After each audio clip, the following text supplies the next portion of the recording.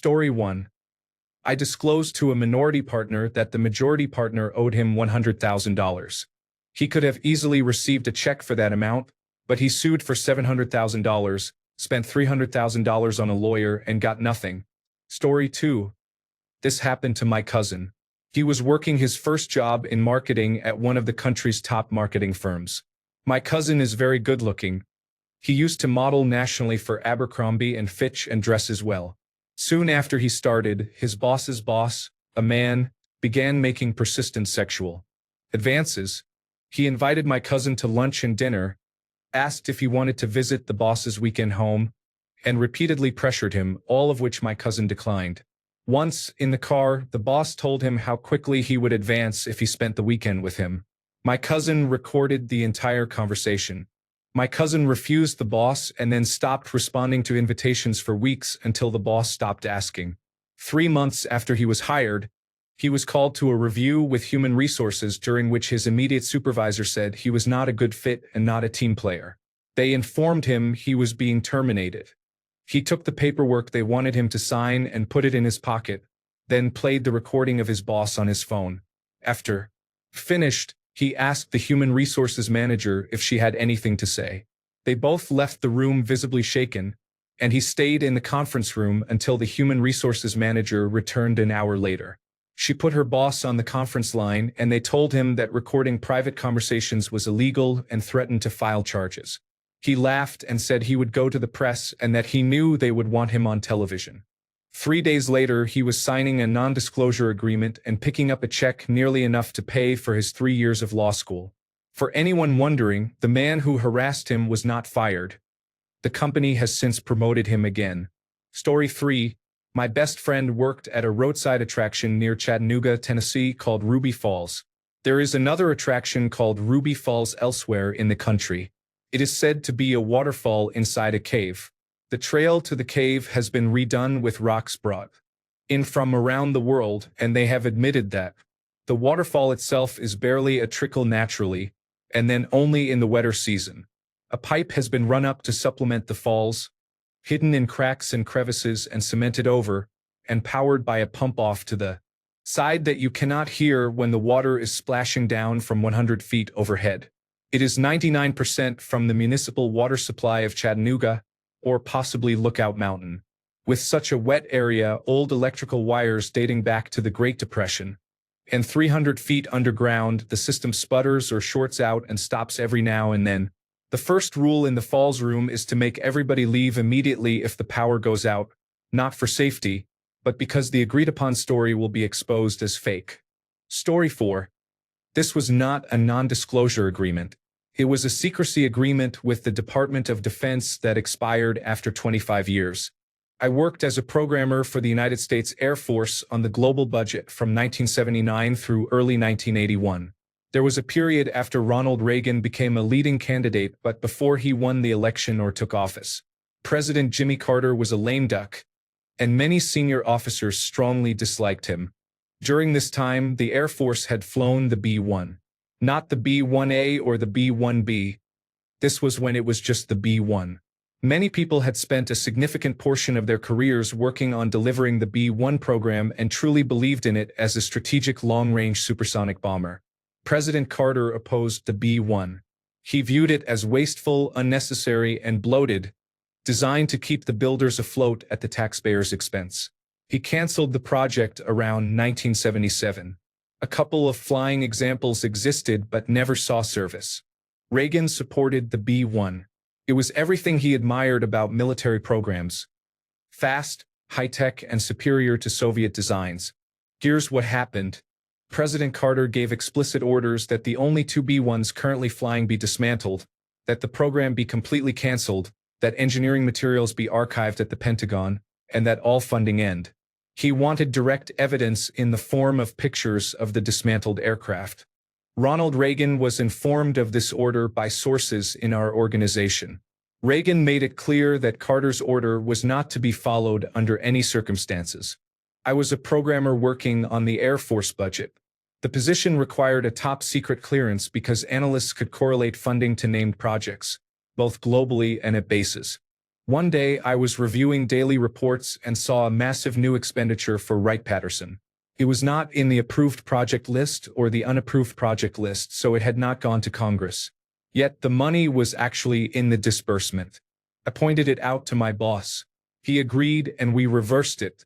A few days later, a general officer I had never seen before stormed through the office demanding to know who had shorted his funding. We were taken into a room, sworn to secrecy, and ordered to fund this maintenance project. The project paid a large team of contractors to carefully disassemble one of the B-1s, bring in parts from other aircraft, show it being crushed, and send pictures to President Carter. Meanwhile, they reassembled the plane and hid both aircraft inside black hangars. That is why Reagan was able to restart the program within days of taking office. The program was fully back online in 1981. Story 5. Technically, I am still bound by the non-disclosure agreement, but the company did not know how to write non-disclosure agreements. It is like they had the following conversation. Legal, hey, we need a non-disclosure agreement just like all these other companies have. Publisher, do you know how to write a non-disclosure agreement? Legal, no. The non-disclosure agreement was for a role-playing game that I signed up to play test with the group. The agreement actually forbade me, the person running the game and providing feedback, from talking about it, but had no such restrictions for anyone I ran the game for.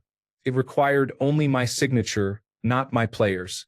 As written, I was not allowed to play the game with any of the players in the group. How they expected anyone to playtest the game, I do not know. Role-playing game playtests are supposed to happen like this. 1. The company releases a playtest document. 2. People play it. 3. The company makes changes for another round of playtesting. What actually happened was the company changed the core resolution mechanic in the middle of the first round of testing, in the middle of a long-form thread, based on feedback from people who openly admitted they had only read the rules and had not actually played the game. One of those people also said he did not have a group of players to play it with. So they changed the game based on feedback from people who had not tested anything. To top it off, after my group actually played the game and submitted feedback, we were not invited back to the second round of playtesting. We were also left off the playtest credits. Story 6. The secret ingredient in Jimmy John's tuna salad is Kikkoman's soy sauce. Story 7. That married grocery store manager in his late 40s was indeed engaged in sexual activity with the 17-year-old courtesy clerk in the compressor room. This was more than 15 years ago when I was a person in charge and not yet a full assistant store manager. Our store had 2 rooms upstairs. One for electrical breakers and backup generators, and one for compressors that kept the freezers and coolers running. Both were locked at all times for security and accessible only through the back room. The 17-year-old courtesy clerk, a bagger, had worked there for a while. She was not the best worker and had a habit of disappearing for half an hour to an hour at a time. The other person's in charge and I complained and tried to discipline her, but the store manager blocked it, so we just dealt with it. Yes, she was an attractive blonde. One night, I was in charge and an alarm indicated one compressor was low. It was my job to check the level, record the compressor number, and report it. When I went up to the room, the door was propped open with a bucket. I assumed whoever had worked in the room last had left it open. If you have never been in a compressor room before, it is very loud. Our store had several diesel engines that powered the compressors. I proceeded into the back of the room, came around a corner, and saw the girl, not fully clothed, engaged in sexual activity with our store manager, who had left for the day hours earlier. Neither saw me, and I left immediately. I wrestled with what to do. I worried about my career at the time, so I called the security hotline anonymously and reported the incident in vague terms, asking them to contact me for details. I am certain they knew it was me who called. A couple of days later, the store manager was suspended, and I, the assistant store manager, and the persons in charge were interviewed. We were told not to discuss it, but the story spread quickly and almost everyone knew. The store manager would use his store keys to come into the back room, meet the courtesy clerk, and then engage in sexual activity in the compressor room. She was not the first teenager he had done this with at this store and others. They fired the store manager and he sued. Dozens of people were deposed, and non-disclosure agreements were drawn up and signed. He then dropped the suit, and that was the last I ever heard of him. The girl quit right after the store manager was suspended. Story 8. I worked at a small bakery in New York City when I was younger. Every morning the bakery would take its day-old cupcakes and deliver them to a tour company that ran Sex and the City tours. The tour company would pass our cupcakes off as cupcakes from Magnolia, a significantly more popular bakery. Story 9. When I was fired from Auntie Anne's in 2010, I signed a 10-year non-compete and non-disclosure agreement, promising not to reveal the baking secrets or to work for another pretzel establishment. That agreement ended this year, so I can now open a pretzel store. The secret I was keeping is that making pretzels requires only 2 ingredients: water and a large bag of pretzel meal. Anyone with $2,500 can start a pretzel stand and make perfectly fine pretzels. It is not difficult.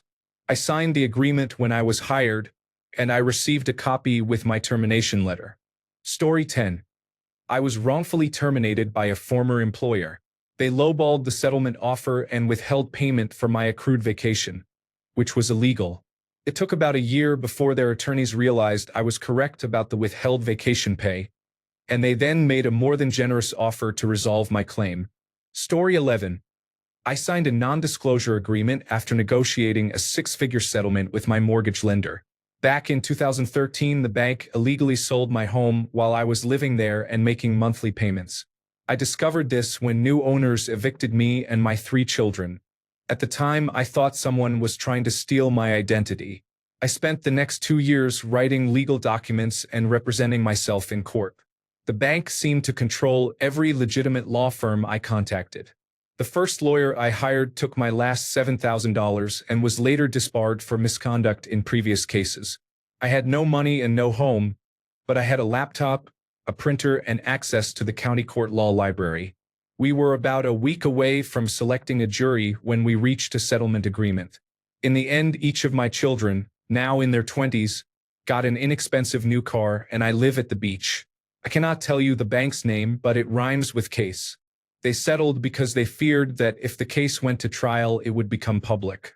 Then everyone would know for certain that they had lied, cheated, and swindled to steal homes from hardworking people. The bank would lose when no one took out new loans with them. I found an eviction notice posted on my front door. I went to eviction court and lost because technically the new owners had paid for my house. I was given 7 days to move all my belongings after living there 13 years or face the sheriff. I had 3 children and did not want the drama of handcuffs, so we packed, moved, and then sought relief through the court system. Story 12. People would not believe how old-fashioned information technology systems are behind large online retailers. Anyone with decent information technology skills could compromise them. Some of these systems are 30 years old command line tools that remain because everything was built around them and they have never been replaced. Story 13. I was a contractor for the National Aeronautics and Space Administration. I support the agency, but I was deeply bothered to learn that each separate center, for example the Jet Propulsion Laboratory, Kennedy Space Center, Ames Research Center, and Goddard Space Flight Center, hides many of its inventions and breakthroughs from the other centers so they have a better chance to win large missions and funding when headquarters assigns them. The downside is a great deal of reinvention and duplicated effort. Sometimes years of work are wasted when another center develops the same solution faster. My view was that everyone works for the National Aeronautics and Space Administration and should share knowledge and collaborate. I was frequently ordered to tone down anything revealing when speaking to other centers. Story 14. McDonald's made me sign a non-disclosure agreement regarding a robbery that took place during a graveyard shift. They made me take a polygraph test because they thought my ex and I were involved. I had stopped by that day to pick up some documents. I was a manager and had business to do. I was around 19 or 20 years old when this happened, almost a decade ago. I was pretty naive then. By the time I realized this might have been illegal, I mentioned it to a co-manager and she advised me not to bring it up again, so I would not get into trouble or damage my future job prospects. I worked at a franchise in a rural area with an almost entirely Latino population where everyone knows each other. I took home some weekly schedules and production projections to highlight. The store manager allowed me to do this weekly. The area supervisor called to tell me I had to take a polygraph test. He said I could decline, but I would be taken off the schedule and would not be trusted again. The police showed up at the restaurant, picked me up, held me at the investigation building for about 8 hours, and then sent me home. When I passed the polygraph test, the area supervisor called to say he appreciated that I took it, was glad I passed, and that he would always have my back. Fuck you, McMurda. I left the job at McDonald's in 2014. At least it makes for a story to tell. Story 15. My last company, a medium-sized airline, paid its chief executive officer a bonus of $10 million after he bankrupted the company. Story 16. I once had to sign a non-disclosure agreement to get a price on a printer for my sign shop. The printer was sold by only one distributor, so there was not even direct competition for this model. I think the gimmick was that by making a big deal out of giving you this super secret pricing, they would lull you into thinking it was something special. Note: an interesting comment by Reddit user BeardStatchman suggests the likely explanation for this practice. Story 17. I'm still bound, but insider trading is real, and executives often step down or retire early after getting caught. Story 18. I never signed a non-disclosure agreement, but if I give too much information, I could be identified and face serious trouble. Blue Cross Blue Shield had a severe security breach in 2007. If you were a customer in a certain area and ever called the number for help with your account, a third party captured all of your personal information. Story 19. I dug up ancient bones, gold, and Mycenaean tombs. I could not discuss the finds until the institution that ran the archaeological dig published the data. You can read about it in the New York Times. I am a classic student, not the lead archaeologist, but my role on the project was legal and official. We chose the site because another tomb was nearby and because it is close to a large Mycenaean Bronze Age palace. I excavated there for one summer. It was a great experience. If you are interested in archaeology, look for local groups where you can volunteer. Story 20. We reused buffet-style food served in a cafeteria that we were supposed to compost and record as waste. The health inspector said anything left out buffet-style and served in a self-service format could not be taken back and repurposed because it was not monitored and could be cross-contaminated or have other safety issues. For your information, buffet-style service should be avoided when possible. The Fortune 500 company I worked for was unhappy about the money it was losing by composting the food, so they made us keep it and later reserve it or repurpose it into soup or casseroles. I never did this. I waited until my boss left and composted the food. Others I worked with were too worried about losing their jobs to disobey orders. I did not want to be fired but felt morally obligated not to feed people food meant to be thrown away. So I secretly discarded it when no one was looking because I was paid well. We all had to sign non-disclosure agreements stating we would not tell the media or non-employees about recipes and procedures for handling leftover food and food waste. Eventually, my boss discovered what I was doing. I stood up to him and said I would not reuse discarded food. We agreed that I would quit because while they could prevent me from talking about it, they could not legally force me to do something illegal for my job, and I was clearly refusing. Story 21. I was asked to sign a non-disclosure agreement to be allowed to see the magical device they said would change the game for information technology services. It was an accelerated processing unit board and case with the company logo stamped on it, and it ran pfSense, also known as a do-it-yourself router. The technology is still available for about $150 per unit. I received a strange look when I explained that their non-disclosure agreement would mean nothing because the item was widely available and well-known. The devices are pretty awesome. For anyone who wants to use pfSense-based gateways and routers, it is much nicer than an old personal computer taking up a lot of space. Story 22. The $100 million electronic component broker I worked for shafted me out of $900,000 in commissions when I was in my early 20s. They assumed I would not have enough money to fight them in court and took their shot. I got a lawyer on contingency, sued them, and took home a $500,000 settlement in 2000. The 20-year non-disclosure agreement recently expired, and they can continue to kiss my ass until their graves. Story 23. I worked at a gym. In the showers there were pump dispensers with yellow shampoo, blue hand soap, and green body wash. I discovered the only difference between the soaps was the color. This was over 25 years ago. Although the replies were funny, it was not a non-disclosure agreement about soap. It was a generic employment non-disclosure agreement to protect the privacy of members and the gym's business affairs. Story 24. Portal 3 was in development at one point. I toured Valve in 2013 and saw a very early stage of the game. I am fairly sure it will not be released. Story 25. My graphic designer best friend won my town's Design the Centennial logo contest despite never having set foot in the town. I worked for the radio station and had just done an interview with one of the organizers, who lamented that there were not very many entries. I called my friend and asked if he wanted to enter. He agreed. Because he lived on the other side of the country at the time, I spent the next day texting him photos of the town for inspiration. When he won and they discovered he was a professional graphic designer who lived across the country, they required us to sign non-disclosure agreements because the town was worried people would think they had brought in a ringer. Common questions. 1. What is a ringer? A ringer is a professional who is brought into a contest to guarantee favored results. 2. Why did I have to sign the non-disclosure agreement? They unveiled the logo at a ceremony where they presented the prize money. Because my friend lived across the country, he asked me to accept on his behalf. I did not attend because we were broadcasting from another event that day, so the mayor accepted on his behalf. 3. Where did this happen? In Canada, in a small town in Alberta. That is all I am comfortable sharing. Story 26.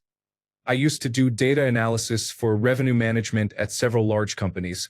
Many organizations had no understanding of their data or revenue streams. I am talking about several $1 million of revenue disappearing in the pipeline with no one knowing what happened, or even caring.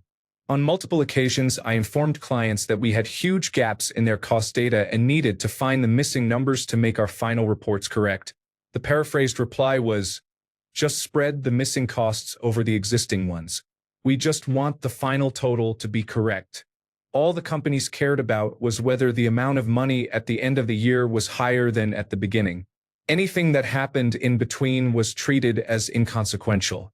I objected to my bosses at first, saying this was incorrect, but they told me to do as the client requested. I became disillusioned and, when clients requested analyses that made no mathematical or logical sense, I would execute their instructions and let their analysts later discover that the six-figure analysis they paid for was essentially nonsense. I did not worry because I had documentation of all their requests and my objections, which were thoroughly ignored. When clients returned months later with complaints after an in-house analyst did a deep dive, I would typically produce the relevant emails and clear my name. I sometimes told clients to pound sand, but my bosses always bent over backwards for clients, so we ended up doing the cleanup I had anticipated. In the end, I learned that much of the economy is held together by duct tape and wishful thinking. At most 10% of people working at large companies are competent and carry the bulk of the work. The competent are rarely the ones in charge. Clarification. This was not about embezzlement or people lining their pockets. In the data I worked on, that was very unlikely. The money streams I analyzed flowed to other companies as costs, so if funds had literally disappeared, someone would notice. The missing money was mainly a result of incompetence. People too lazy or careless to track what goes where. If we had received complete data from partner companies, we would likely have been able to trace everything precisely, but we were limited to whatever data our clients provided, and partner companies were usually unwilling to share data with third parties. This was a complaint about incompetence, not corruption. Story 27. I used to work in fine dining in Oklahoma City. There was cocaine everywhere. I personally walked in on several National Basketball Association players over the years face down in cocaine. I also saw several of them having sex with other guests on the same bathroom counter that their teammates had just used to take a line. I got to watch Harold Hamm sign his divorce check. $975 million is a lot of zeros in a small space. Wild times indeed. For those who may want more stories, I did see LeBron James covered in toilet paper. Hilarity ensued. Needless to say, the woman was escorted out. Story 28. I had to sign a non-disclosure agreement to work at this technology company. I'm still waiting to accidentally overhear something cool, so I can feel special for knowing something important while being legally barred from disclosing it. Story 29. Star Wars Battlefront 2 will have microtransactions. Announced Electronic Arts. The non-disclosure agreement was signed in 2016. I became increasingly worried as the release date approached, and then it happened. The backlash was so strong that Electronic Arts received the most downvoted comment in Reddit's history. Story 30. I think I am finally ready to let the world know my secret. If you ever used VeriSite, the loading spinners you see when the report loads are not waiting for anything. People kept complaining that reports were coming back too fast, so they assumed it was not working. It does not take long to complete a few hundred Google searches simultaneously. The loading spinner simply delays the results by a few seconds, so it feels like more is happening. So glad to finally get that off my chest. Bonus fact edit.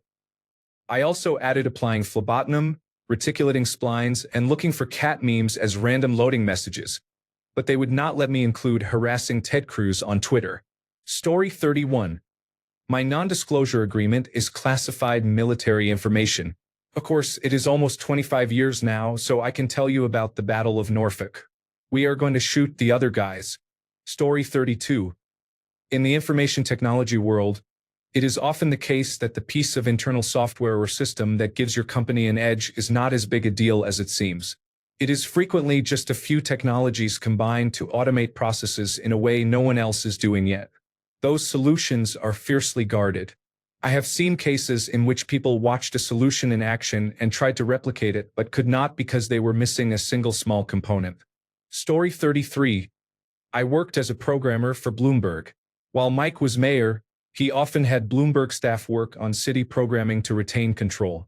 I worked on several Department of Education applications so Bloomberg did not have to negotiate contracts with teachers. I also worked on his mayoral campaigns several times. All the harassment claims are true. Bloomberg was a frat boy, and so were his lieutenants. Story 34. I used to work for a construction company in rural Texas, and we did a lot of shady things.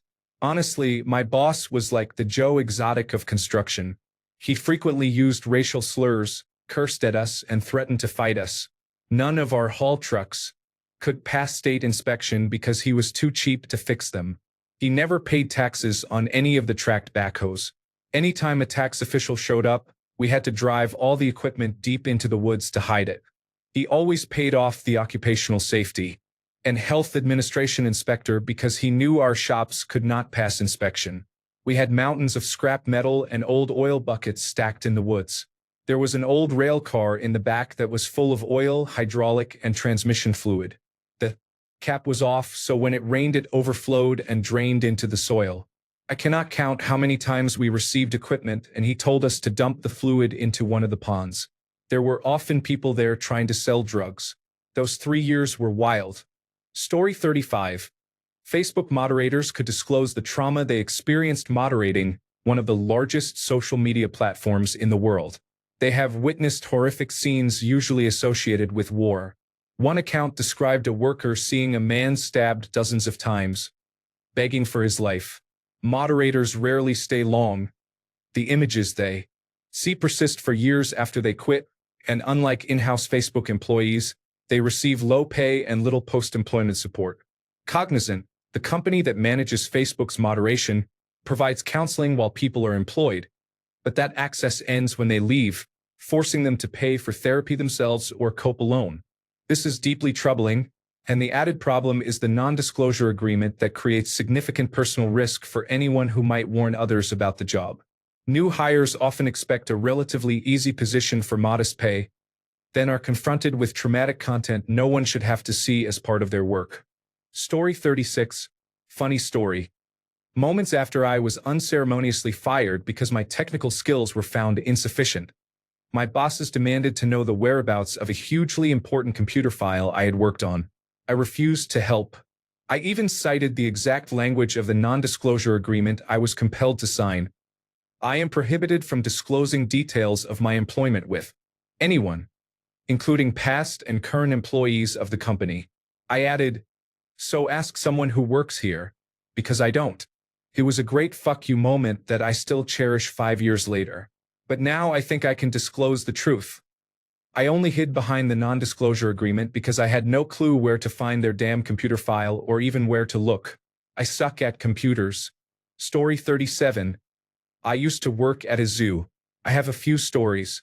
One day the electricity failed, so the polar bears and wolves were able to break out of their barbed wire enclosures. A zookeeper told me this while I was in a kiosk next to both the wolves and the polar bears. Luckily, they decided not to test the fences that day. A few baboons escaped. Zookeepers had to shoot one and tranquilize the others.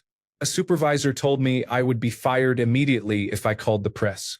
A Swedish car company called to ask if we were willing to rent them a moose for a commercial. We told them no, we do not rent out our animals. Probably the biggest. One of our zookeepers saw that we had too many of a certain rat-like species. He was tasked to shoot them but did not have the heart, so he released them into the wild without our supervisors knowing. A few years later, we had reports of these animals causing destruction to our dikes. I had to keep these incidents secret while working there, but I have worked other jobs for a few years now. Sorry, lesbian, gay, bisexual, transgender, queer, and questioning community. English is not my native language. Story 38. I worked at a very rundown zoo and amusement park. I ran the roller coaster. We were not fancy enough to actually have a real roller coaster with one stop button and one go button. Instead, it was a shabby two-story kiddie coaster and the brakes were manual. I was one of the two supervisors and trainers for this ride because it was very difficult to learn and you could hurt someone if you were not careful. There were people who could run the ride, but only 2 people who could actually certify and train others to run it. We had this hotshot who had been working there for 3 months. He told our boss that he should be a trainer, that he knew how all the rides worked, and our boss gave him the go-ahead. So this hotshot put a girl, we will call her Courtney, on the roller coaster and trained her. It takes a good week to learn the controls and probably another few days to get comfortable enough to do it by yourself. When I came in for my shift, the hotshot waltzed up to me with a shit-eating grin and said, "Guess who trained Courtney on the kiddie coaster?" I could not have run faster.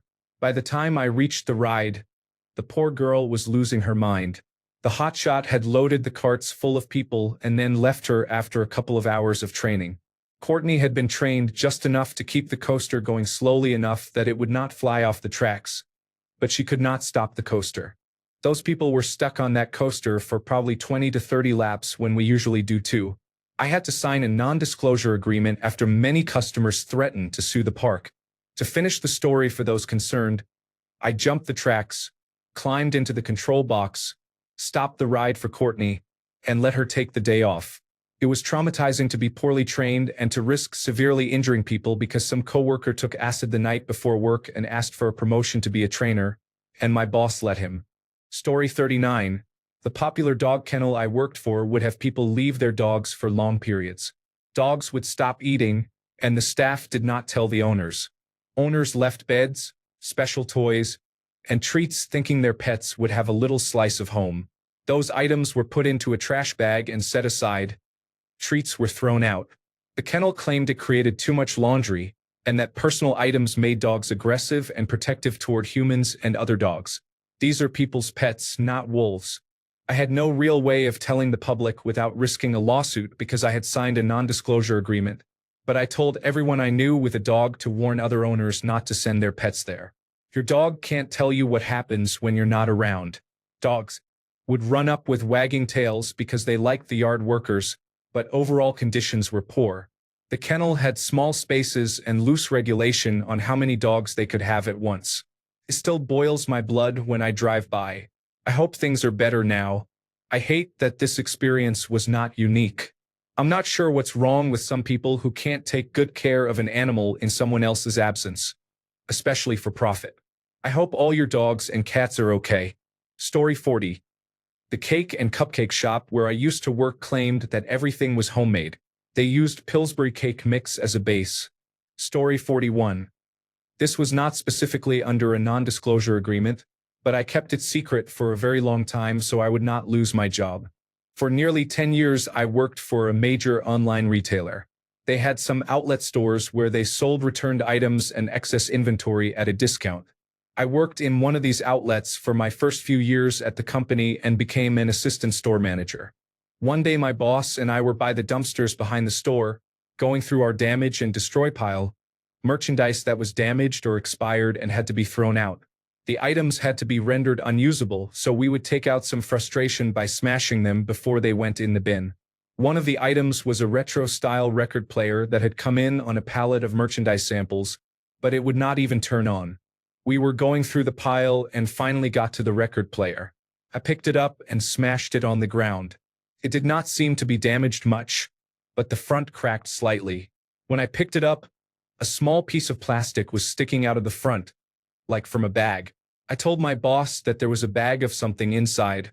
We ended up breaking the record player all the way open.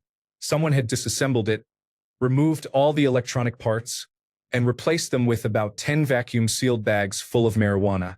This was in 2008 or 2009, well before many states legalized recreational marijuana. There was at least a pound, probably more. I asked my boss what we should do. Should we write a report? Call the police? My boss told me not to say a word to anyone. He said that if anyone else at the company found out, we would be under scrutiny, people could be fired, and we would probably face many new rules. He called his friend, who was a police officer, explained the situation, and arranged a meeting to surrender the marijuana. I emptied a cookware box, put a price sticker on it, and loaded the marijuana inside. My boss met me at the front register and I rang up the box so he could take it out of the store without drawing attention. He told me he handed the marijuana over to his police officer friend, who thought the situation was hilarious. In retrospect, there is a good chance my boss kept or sold it and the whole surrender to the police story was a ruse. But I prefer to trust that people are honest. We never found out where the marijuana came from, who it was intended for, or how it ended up at our store. Summary: my boss and I found a large amount of marijuana hidden inside a record player and removed it from the store rather than telling management and triggering an investigation. Update: many people have said he obviously kept the marijuana. While there is a chance he did, I have several reasons to believe he did not. First, he drank alcohol but did not use marijuana, so he would not have kept it for himself. Second, he was former military, and the police officer he allegedly turned the marijuana over to was an old army buddy. He did not engage in illegal activity on the level of selling large quantities of drugs. Third, he had been comfortable in his job, and understandably did not want a shakeup. Fourth, we worked together for years and became close friends outside of work. There was a time when we knew every detail of each other's personal lives. About a year ago, long after we both had left the company, I asked him about the marijuana we had found. He still maintains that he surrendered it, and I think it is unlikely he would still lie about it after so long, especially since I now regularly use marijuana and would not care. Story 42. I used to work for a company. I just found out that even though I no longer work there and have not worked there for several years, I can still get in trouble for disclosing information or identifying people. Sorry. Please take back your upvotes. Story 43. The smoke shop where I used to work sold whippets, which are nitrous cartridges, behind the counter disguised as cake ingredients. All someone had to do was walk in and say they were looking to bake a cake. I am not sure if they still do it, but I would not be surprised. Story 44. I worked as a nanny for a senator. He and his wife slept in separate beds and he had a girlfriend. Story 45. At the design and print station of a certain office retail center that rhymes with dead sex orifice, you are paying 4 to 5 times what you should because the system uses Vistaprint. You can design and order the same quantity and quality of business. Cards from home for about $10 instead of $39.99 or more in the store. Vistaprint sometimes runs promotions offering 250 quality cards for free. Ordering in that store means you will pay much more for the same cards. Story 46. The university where I used to teach did not care what qualifications prospective students had for entry. In multiple meetings I attended, staff treated students as headcounts to improve course statistics. If a student was underperforming in a semester instead of removing the student, they would raise the grade just above the threshold to allow them to stay. Final grading decisions were not mine but were made by course directors and head lecturers. I reported this several times through the university's anonymous hotline, but nothing was done. Story 47. I worked as an accountant. There were 4 of us handling over 100 clients.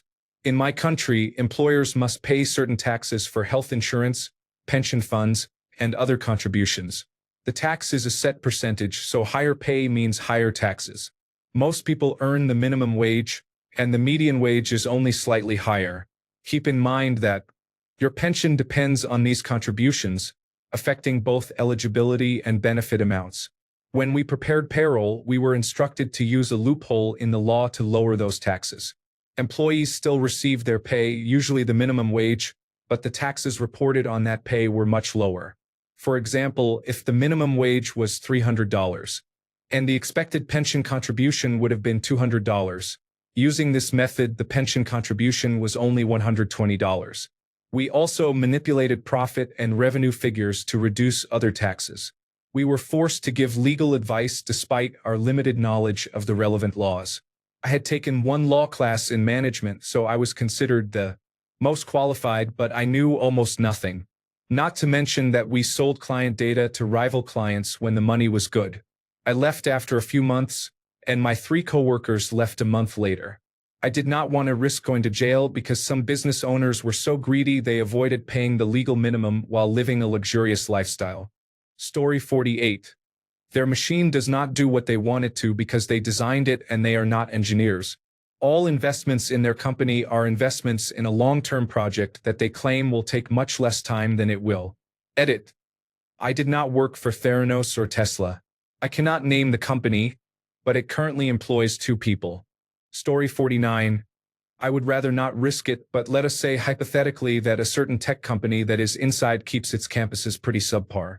I mean old, rundown buildings that need dozens of buckets everywhere to catch water every time it rains. They bully companies and the local economy into putting up with their horse shot because they know they are too big to be told no.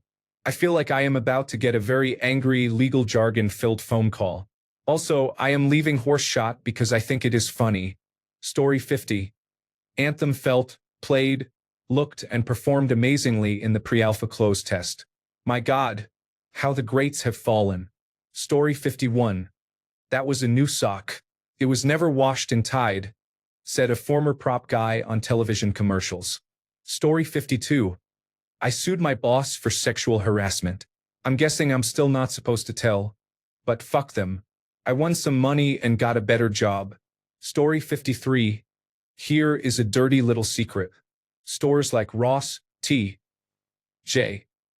Maxx, and Marshalls do not actually sell overstocks and canceled orders. Most of the merchandise is private label with a made-up manufacturer's suggested retail price. The name brand items you do find are typically made exclusively for these stores and are lower quality. Those Michael Kors handbags are made from lower-end materials and do not carry the same warranty as ones bought in full-line stores. These stores focus on the hunt, using made-up manufacturers' suggested retail prices to trick the customer. They do still buy canceled orders, but those represent a small fraction. Think about how many thousands of off-price retail stores exist. There are not that many overstocks and canceled orders to supply them. Supply chain-wise, this model would fail. Source: former off-price operations manager for 5 years. Story 54. Senior executives at a company where I worked several years ago had a nonverbal agreement among managers to refuse to hire black people. The company was in an area with a very low African American population, but the fact that the vice president mentioned that to me during a night out with coworkers was surprising. Story 55. The secret ingredient in the chocolate milkshake at Fraser's Cafe was coffee and chicory essence. Ha! Take that, you nasty owners. For 20 years I've been waiting to tell the world. I feel so liberated. Story 56. I worked for a radio frequency identification company that developed smart rocks for the United States military. I handled process documentation, including parts lists, step-by-step assembly procedures, and testing records, and I had access to part of the assembly line. The non-disclosure agreement expired in 2018. The company received rocks collected from a specific region. One team cored the rocks. Another team inserted basic seismic sensors, a global positioning system, and an active radio frequency identification transponder into many of the rocks. A separate team sealed the cores with matching grout. Larger rocks had long-range radio frequency identification readers and a global positioning system installed and were connected to a long-range military transmitter. Battery life was approximately 4 to 5 years. The concept was to drop one large rock at a location and scatter smaller rocks randomly over a wide area around it. If a vehicle or a person passed nearby, the small rocks would report vibration strength to the large rock, which would relay the information to a distant receiver that could triangulate the vibration source. This occurred between 2004 and 2006, so you can guess where the rocks were from. Story 57. The unique video recording software that is the backbone of the world's largest dance video company is something anyone with basic programming knowledge could write in a C programming language. It starts and stops recording multiple inputs simultaneously when a button is pressed and saves a plain text file for organizing. Story 58. The code we used to build Warhammer Online was recycled from Dark Age of Camelot. Story 59. When EpiPens selling for $400 were big in the news, I was part of an engineering student team working on a better, cheaper device. It had 2 doses in one pen because many people are advised to carry 2 pens. You would administer one dose and, if needed, twist the pen and administer the second dose. The epinephrine cartridge was replaceable, so if the pen expired after a year or 2, you could buy a low-cost cartridge and replace it. I left the team because I was the only person contributing.